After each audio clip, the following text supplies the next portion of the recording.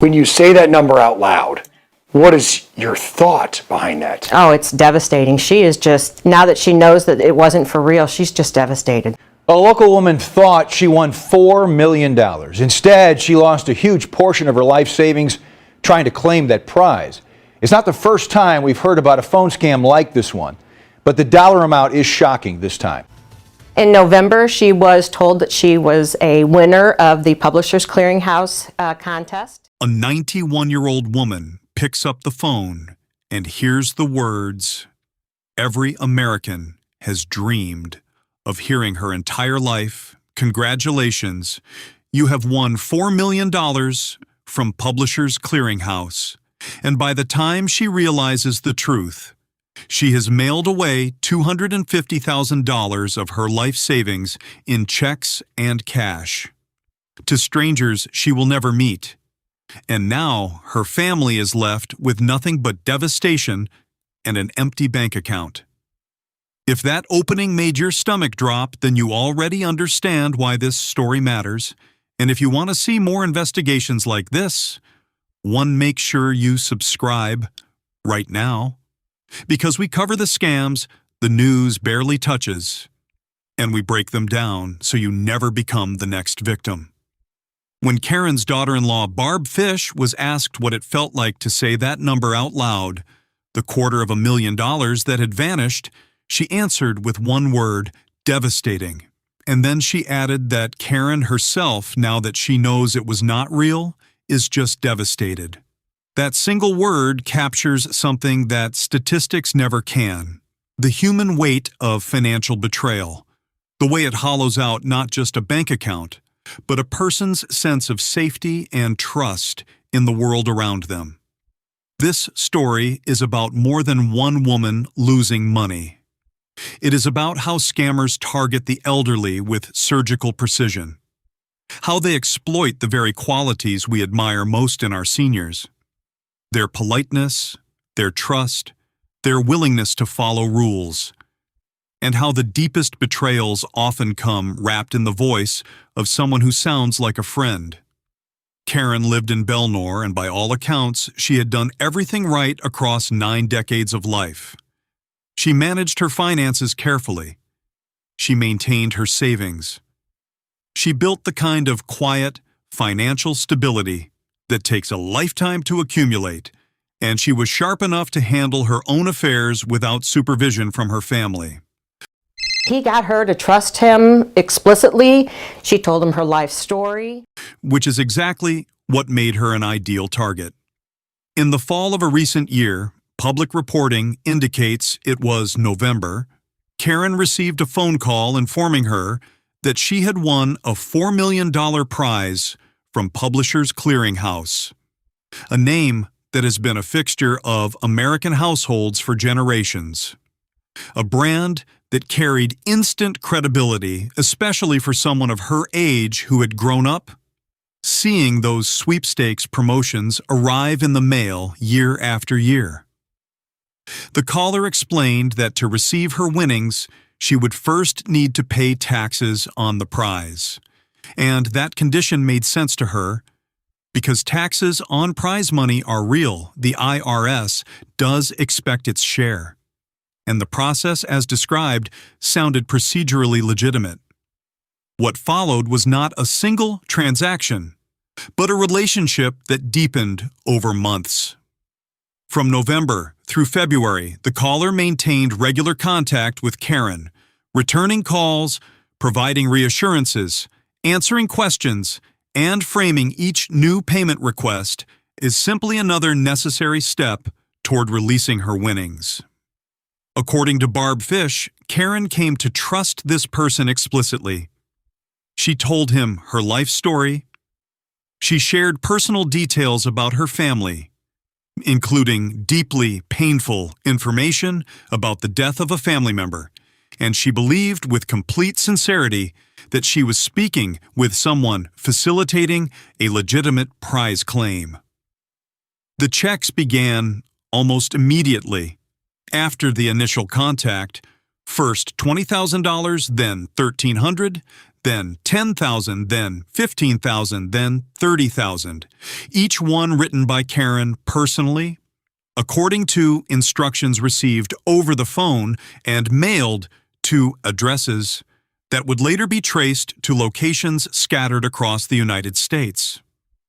She was not sending money to a single recipient or a single location. The checks went to multiple addresses. And in some instances, the payment method was not a check at all. Karen withdrew cash on at least one occasion, nearly $10,000, and mailed it directly in an envelope just as she might have sent any ordinary piece of correspondence. The withdrawals continued, 25,000, another 30,000. Month after month, the total climbed. And during this entire period, Karen believed she was weeks. Then, days away from receiving her $4 million prize, each payment framed as the final obstacle, the last tax installment, the remaining processing fee, the clearance charge that would unlock everything, and each time she paid, there was another reason to pay again. For context, Publishers Clearinghouse does award real prizes, and the company is legitimate. But the company itself has been explicit on its own platform about how it operates. It does not notify winners by phone. It does not require payment of any kind to claim a prize, and it will never. Ask a winner to send money to prepay taxes. Any contact claiming to represent Publishers Clearinghouse and requesting payment is not coming from the company. The organization has publicly addressed this type of fraud on its website, specifically warning consumers about callers impersonating its brand. None of that information reached Karen in time. By the time Barb Fish and her husband began to piece together what was happening, the total amount sent had reached approximately $250,000, a figure representing a significant portion of the life savings Karen had accumulated across 9 decades of living. It's horrible. When you have elderly people that trust you and you don't question or try and, find out more information, I think it's wrong. Fish expressed frustration that the transactions were not flagged earlier by Karen's bank. She stated her view that financial institutions have a responsibility to monitor unusual withdrawal patterns, particularly among elderly customers, and to ask questions when large sums are being moved repeatedly over a short period, whether any alerts were triggered internally, and what protocols, if any, were followed, has not been publicly disclosed. When the family identified what was happening, they arranged to have Karen's incoming calls forwarded to their own phones so they could intercept further contact from the scammers. And at that point, Fish's husband spoke directly with the individual who had been calling. He told the caller to stop, and the response he received was not silence or a disconnect. The person on the other end of the line referenced the death of the family's daughter, a personal detail Karen had shared during her months of conversation, and used it as a weapon, telling Fish's husband to go sit by his daughter's grave and cry. The scammer had not just taken money, he had absorbed intimate details of the family's grief and weaponized them when challenged. The calls, investigators later determined, had largely originated from a telephone area code associated with Jamaica, the 876 country code, a detail consistent with a pattern that law enforcement and consumer fraud investigators have documented across many similar cases. Lottery and prize scams operating out of certain international regions, particularly targeting elderly Americans, have been reported for years. And the structure of these operations, building trust, collecting incremental payments, using personal information to sustain the deception, is now grimly recognizable. The Fish family reported the matter to the FBI, given that the fraud involved use of the postal system across state lines, creating federal jurisdiction. But when asked whether she believes any of the money will ever be returned, Barb Fish answered simply no. Fish says the warning she would give to others is direct. Watch the finances of elderly family members closely. That does not mean taking over or removing autonomy.